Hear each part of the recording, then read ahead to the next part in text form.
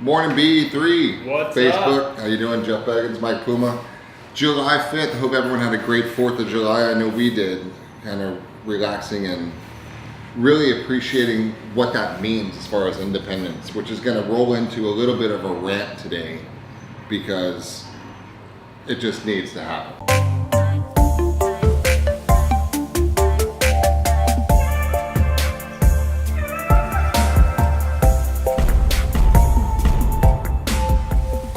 Yeah, Right. yeah, we've hit the breaking point, I think, of just. Here's the point. And we titled this "Wake Up," and the reason why I said "Wake Up," and yes, it is all caps, because I want to get the message across. Right? Here's the reality. This industry is about to change. The market will change. It is showing signs of changing. There's issues out there in the industry. But here's the good news. It hasn't changed yet. And there's a lot of money to be made right now before it changes. And there's an extreme amount of wealth to be created when it does change. So this is my wake-up call, our wake-up call to the industry here to get to work, right? Or get out of work. One of the two. Because we have a cluttered industry. I was just talking to someone the other day. There's a month backlog to take the state exam to get into the real estate industry. And that's frightening in a lot of different ways. So let's talk about really what's going on. So is the market going to change? 100%. Okay. When is the market going to change? No clue. Crystal ball, not working. Okay. So, but it's going to happen. And when it does happen, you're not going to know it's happened until after it happened. Right? So right now I can tell you for sure in every one of the markets that we're working, you get a good listing, priced relatively well, you're going to have action that's going to sell. Mm-hmm. You're going to have complete deals. So there's money in the bank to be made right now. Now I can tell you when the market does shift, that's not that way. And here's my call to wake up again. If you have not been in this industry for longer than 10 years, you have no clue what the other side of this industry really is all about. And I'm not saying to scare you, but I'm trying to tell you that it is not the way it is right now. So if you have life and you left, right, and you're not making it right now to the point where you have tons of excess cash flowing in, we need to change it, okay? And I'm telling you, you have to change it because the market shifts. When it does, you're gonna be kicking yourself in the ass that you didn't go back and take control over the times you have right now. So what are we gonna actually do about this one? Because today is July 5th. I'm in the office here. Right now we're in the actual Tampa office today. Yep. And we're sitting in an office that doesn't have a ton of people in it because it's July 5th. We're sitting in an industry that what percentage of the agent population is working today? Oh, 2%. That's actually working right now because we have every justification not to. Yeah. Right? You could have stayed home. I could have stayed home. Absolutely. It's a holiday week, right? Holidays fell in the middle of the week this year. So how do you justify not working and making money? You can't, and that's my issue, and that's what we were chatting about before we started this. To me, it's very binary. You're either complaining or you're not. If you're happy where you're at financially, and you can take this week off, and you're not complaining about not making more money, not getting more leads, not doing more business, great.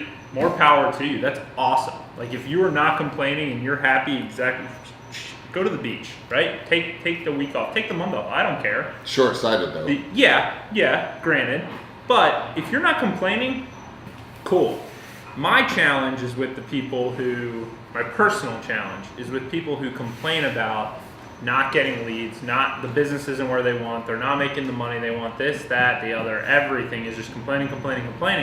And then when you actually look at what they're doing, they're taking today off. They're taking the week off. They're messing around. And they're spending so much time complaining instead of actually doing that it just literally makes me want to punch them in the face. I was at an event the other day and I actually heard this statement. People talking about how it's such a tight inventory market, they don't have any inventory, right? And in the same conversation, they talked about how they just caught up on all of Game of Thrones, right? So how is that possible, guys? You can't catch up Priorities. on all of Game of Thrones and binge watch for an entire 3 days straight and have inventory at the same time. So let's talk about the realistic gut check on it. What we're doing with our offices and our agents right now is this is Q3, right? We're in the brand new quarter. I love new quarters. You get to redo your primary aim, your vision, your thoughts, and this is a great time because we're sitting down with every single agent, and we're going deep into this conversation. Should you still be doing this, right? Is this the career for you? What are you looking to have this fund for you as far as lifestyle, and are you committed to doing it? And now the it is the main question. Now, this is one of the things I want to chat about today. Are you committed to doing it, right? And the types of it's out there are pretty interesting. You've got the hobbyist, right? Yep. Which, guys, all of these are great. I just want you to be self-aware and own one, right? And don't pretend you're one when you're not. Own the one that you are and be great at that, right? What's a hobbyist? Someone who's basically doing this part-time, like as a hobby, something to do on the side. Even if it's your full-time, yeah, but you're not you're really treating it like a hobby. You're only really working on it part-time. Yeah, okay, which is fine. If you're fortunate to be in a position where you got other income coming in or spouse to rely on and an extra few deals here or there helps with family trips and stuff, you're lucky, you're fortunate, be grateful, be thankful, that's fine, but own it and don't complain that you're not making $200,000 a year when you're doing the activities of a hobbyist that do 3 deals a year. Yep. Right? So that's the part number one. Then you've got the people with a job. Right? The real job is, hey, look, I've got to make $75,000 this year is what I'm looking to go do to replace the job that I did before. Yep. That's a job where you actually come to work. Now, most people with jobs are working today. Yeah. Right? Because yesterday was the holiday. Because they had today. to. Yeah. So the people that are in this industry that are actually working on July 5th are the ones that are treating this more like a job. And they're here to make things happen. And, a job earner, you're doing a deal or two a month at least, right? Yeah. And that's consistency. That's a pretty solid income. You can support your family, support your goals on that one. So if that's what you are, fantastic. But if you're a hobbyist, don't pretend you're a jobist, right? And complain that you're not getting job results when you put in hobbyist efforts, right? Yep. And then the last one is the career, right? What's the difference between, from your perspective, a job versus a career? Well, especially in this industry, the biggest difference is a job, in my mind, in real estate, if you're in this for a job, you're looking for just a paycheck, which basically means you're relying heavily on a lot of outside sources to help feed that business. You're probably relying on your broker, which means you're going to complain when your broker doesn't send you enough business, right? You're not owning it as an entrepreneur, which is exactly what you are if you got in this business. And what scares me is people who treat this like a job, right, are probably not cut out to ever really make a career out of it, because I don't think they have the entrepreneurial DNA that they need if they really want to grow. My concern for people who treat this like a job is you're likely getting enough to eat, right? And you love the idea of making it a career and making a ton of money, but you don't enjoy the process that it takes to do it enough where you're ever actually going to get there. And so that's my fear, is the job, the difference between the job and the career is, in my opinion, the gut check, right? People who've made this their career, who've made a ton of money in real estate, the money came later. It was the process that they fell in love with, right? Yeah. The building, the growing, and everything that comes with that. The pain, the blood, the sweat, the tears. And if you don't enjoy that, like, I'm weird, right? Because that's a whole other episode. As to well, yeah. Food. But I mean, I enjoy valid, right? We could take an entire hour. But I just believe that I know that I enjoy the process of getting there so much more than I do. Like, the money is great, right? Everyone needs money, but I enjoy that so much more that when I actually get it, like if we get to number one and get sustainable, I would lose interest, right? Like I know I would. If we got to number one in the world. This is if shit. And we're there. I'm just saying, Very like, question. if we were there right now, I'd be getting bored, right? Like, I love the process of getting there and the getting punched in the face and everything that comes with it way more than I do the actual reward. Yeah. And I think that mindset though is the biggest difference between a career and someone who's just doing this for a paycheck. I think that's a great correlation on there. So the career-minded person, but Dad's got the best definition of it, and this business is about gathering and transmitting knowledge, right? And earning trust. That's what this whole business is about. So when you consume this and it becomes part of your life, I mean, it's not a job, right? The best people that I know in this industry, they'll get offended if you say, how's your job going? Because it's not a job. I mean, me, this is not a job. I love real estate with every breath that I take, every pore that I've got, because it's fun, it's creative. You get to, and especially from the development side of the world, you get to see something that's not there and take the steps to make it happen, and watch pilings being driven and people moving into something that was a thought. It's pretty cool, right? And it's not, the money eventually comes, but it's the process and it's the aggravation and it's the blood, sweat, and tears that make it part of the deal, and it's a career, and it's more about how can you help. Like, so for example, from a development standpoint, I say development from a new project perspective, it all starts with an investor group who's got a piece of property with a question mark on top of it, which says, what the hell can we do there? Right. So you say, okay, you sit back and figure out what's the market want, what's the market need, what do we do, what does it take, can we sell it? And then you go through all this effort and energy, and you set up brochures and websites and this and that, and then the market either likes it or doesn't like it, and if it does, you're 2 years away from seeing a penny, right? So you've got to have a career mindset to do things like this. Now, the same thing with your career. You come into the real estate career and you say, I'm going to set myself and my family up for the sustainable, predictable career that's going to feed us well to fund a great lifestyle. That's a whole different mindset than I'm going to get a job that brings me 75 grand a year. Yeah. Right. So you've got to really set it up. And that's the type of people that aren't binge watching Game of Thrones. No. Because they're regularly setting up their market and their sphere and their social campaigns and their bios, and they're researching, and they're checking out the Zillows and the Trulias and the websites and the public records and seeing who's likely to move next and who moved first and why did that one go for $385 a foot and that one $360 a foot and that one $412, and what's the southern exposure mean versus western and northern and eastern. Walking the seawalls and checking out the areas, where's the school, right? Yeah. And really getting the knowledge to gather and transmit. Yep. Right? That's what I see is the people that are in hobbyists and jobs don't really seem to care as much about the end user as the people with careers. Because if your career mind is to gather and transmit knowledge, and that's your whole mission, then it's 100% about the other person you're serving. Yeah. 100, not 90. It's all value. It's all value. It's all value. And I think one of the other big differences here is just, again, going back to traits and differences between the two. I think in a career, to your example, a job, right, says I need to make 75 grand a year, right? A career person is going to say, you know what? How do I get my lifestyle so that I can make 60 grand a year, leave $15,000 on the table every year for me to put back into my business so that in 5-10 years I can make $1 million, make 100 grand, 200 grand, 300 grand, right? A career-minded person's thinking long-term. They're not thinking about, oh, I want to go buy a new iPhone, so I've got to make 75 grand a year, or I've got to have this big house so my neighbor knows that I'm really successful, or whatever it is, right? Because I truly believe, Gary Vee talks about it all the time, and I 100% agree. I think just human nature, we do things for other people, right? We have a big house for most people, because they want their neighbor to know how much money they have or how successful they are, not because they really enjoy the big house. Some people do. Yeah. Some people just like having a lot of room, right? Yeah.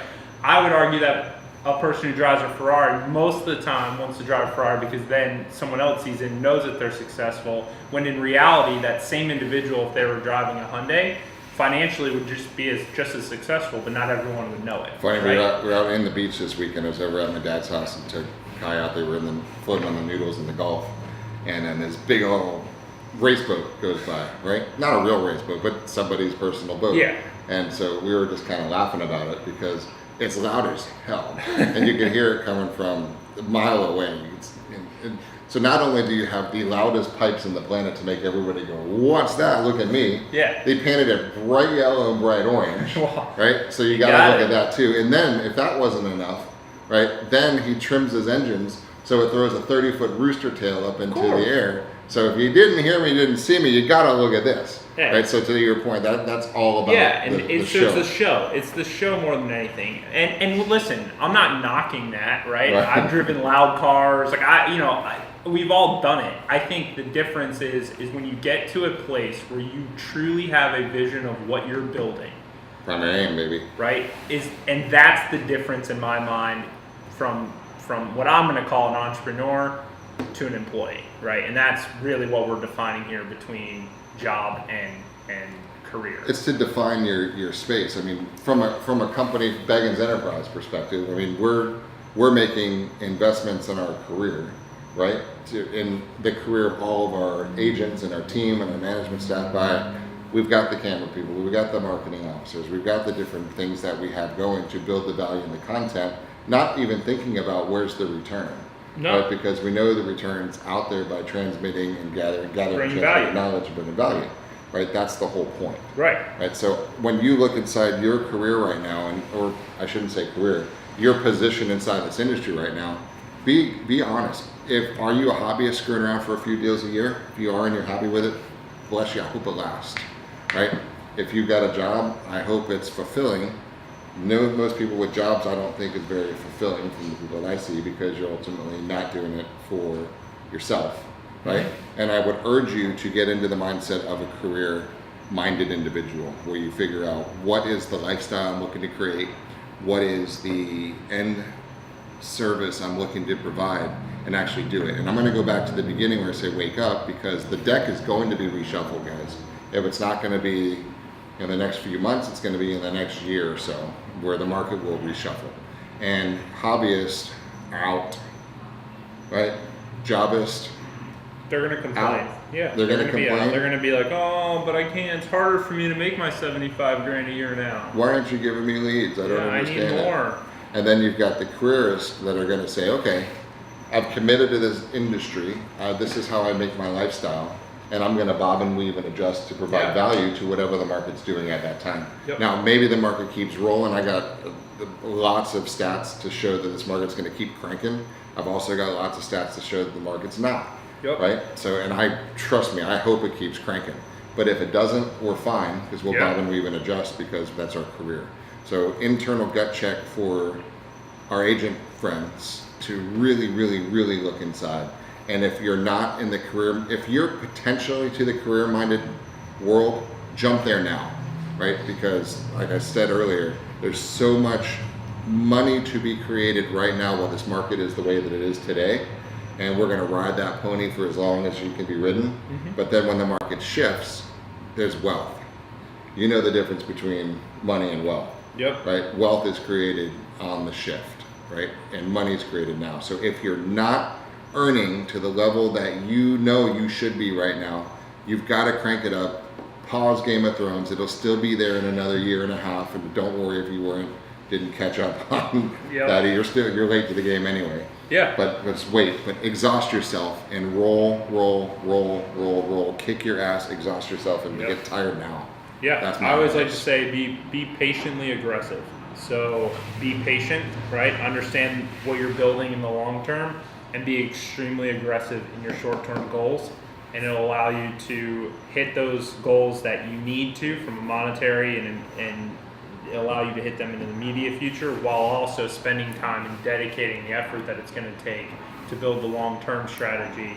Because if you're not paying any attention to what's coming from a voice perspective, from a digital media perspective, if you're not paying attention to that world, and at least spending 20%, 30% of your time, right? Understanding where that white space is, where is it going, and how you're going to position yourself within it, you're going to lose long term. But that's you're speaking to the career-minded. Yeah, I am. Right, but that's what I'm saying. Those people who are looking to make that switch, if you're in a spot where you've treated this like a job and you're looking to go career focus, you need to be patiently aggressive. You need to be really patient in the long term and doing activities right, that are going to position you and pay attention to what's happening as the years go. But you also need to be really aggressive towards your strategy right now so you can take advantage of the hot market. And take advantage of this, is wrap up this thought for you guys today, is what is your primary aim? Right? I was talking with Jonathan on the way over here, and we really dug into what is the primary aim. And I'm going to end with just this thought for you guys, because every quarter it goes top of mind to redo. Right? That's what we do with our salespeople. So what is the lifestyle that we're looking to create? Now, speaking mostly of the career-minded people, but there's some hobbyists and jobbists that want to make the jump too, so pay attention too. So what is the lifestyle? So 5 years from now, you're 5 years older than you are today. Oh, man. So are your kids, right? Does that statement right there change everything? Changes schools, changes ideas, changes everything, okay? So then you're also going to have to figure out, you're going to be in some type of relationship. Has your wife dumped you, right? Hope not. Hope not. Or not. Are you still together? Do you have a crappy relationship or a great relationship? Are you having fun, or is it just superficial bullshit, right? Where are you living? Are you still living in the same place, or do you want to actually get the nice backyard and the this, that, whatever's on your wish list together as a couple to say, this is what we really deserve to be living in, and this is an experience for our family and our kids and ourselves, right? Yep. What are the vacations that we're looking to go fund, right? What are the experiences we want to transmit to our kids so they can take those life lessons with them into the future, right? What is our savings account looking like? What is our future going to be like? So, and this is the 5-year picture, and it's gut-wrenching at times to think about that's true. But let's say, and this is the example Jonathan and I were talking about, let's say it's only let's say it's a $200,000 lifestyle. Right, for $200,000, we could be living a nice one. I get you, honey, you got your this, I got my that. Kids are safe, we got college funds going, we're ready to go. We can live nicely off of that income. Life is good. So that's a 5-year plan. So then what's year 4? What's a reasonable jump? What, $175? Year 3, maybe $150. Year 2, we probably ought to pull about, maybe $125. So this next year we need to pull in $100,000. Reasonable? So then that's way too big to think about. So we say, okay, let's take this 12-month, $100,000 goal. Let's divide that into 4, right? So we're going into quarters now. So we got a $25,000 quarter, right? Yep. So now the only issue at hand right now is how do we earn $25,000? And we've got 3 months to do that. Yep. Right? That's the whole question right there. So how many transactions, depending on the market you're in and your price point, how many transactions does that equate to? And then how many weeks are we really going to work, right? Whether you're a careerist or a jobist, right? Let's be realistic. You're going to have, maybe there's a summer vacation plan. Maybe you've got this coming, whatever it is, it's life and take the time. But how many days left do you have in this quarter to generate that income? Sounds like a business plan, doesn't it? Yeah, it's a lot like a business plan, but it's a self-awareness plan too, because I think the one step where people will struggle with this is when they look at this number, right? Let's say my number is 100, it's $25,000 a quarter. Yeah. My biggest fear for people is when you look at that number and then you say, okay, $25,000, it's 5 deals, it's over this amount of time. All right, what does each deal take, right? The amount of work you're gonna have to put in, the leads you're gonna have to talk to. Are you a listing right? agent When or you buyer start agent? drilling down, here's what I would implore you to do. Ask yourself if you're actually going to put in the work, because if you're not, something needs to adjust, right? Be self-aware enough to know that if you're not, like when you really understand, this is an amazing exercise, because it's going to really tell you, can I do this or can I not do this? And do I need to pivot and go somewhere else, right? If I truly need $100,000, if that's like I have to have it, this exercise is going to tell you, if you're honest with yourself, can you make it or can you not? And if you can't, I would argue you would be much better off to go get a job somewhere else and use your skill set that might actually get you there versus staying in an industry where you're not going to commit to it because you're not going to put in the work. You got to commit. So walking that further down the path, it's every 2.5 weeks you need to do something. Yep. Right? Every 2.5 weeks. Now, totally doable. Yeah, everybody, you know you've already done it. Everybody watching this has had a week that you've done that. So every 2.5 weeks you got to find something. If not, I drove by the Aldi's, got a sign out front that they're hiring for $16 an hour. There you go. Right. So there's your option. So guys, flexibility, freedom, and lifestyle. There's nothing that compares to this as a career. but you've got to have the self-awareness to know if you're really going to do it. Do Yep. you have the time? Are you willing to, you have the time. Are you willing to reprioritize your time to dedicate the resources and the energy and the actions to have this be the career that funds your lifestyle? And that's the gut check you need to think about as you roll into this third quarter. Because guys, take it. It's all on a silver platter right now. It's shined up with a bow on top. This is the time to make a phenomenal income for your family and then be poised to make ridiculous wealth when the market does shift. Mm-hmm. So those are my thoughts for you guys today on a Yeah. beautiful July 5th. Enjoy the rest of your week. Hopefully you're working, closing some deals. And Reach out, we can help you in any way. smash that subscribe button on our YouTube channel. Follow us here. Ask your questions. You need help, guidance. Doesn't matter what market you're in or where you are. If you need help, let us know. Reach out, and we're happy to help. And share this to others that you think might Yeah, be work. yeah, absolutely. Thanks for Thanks, tuning guys. in. Have a great day.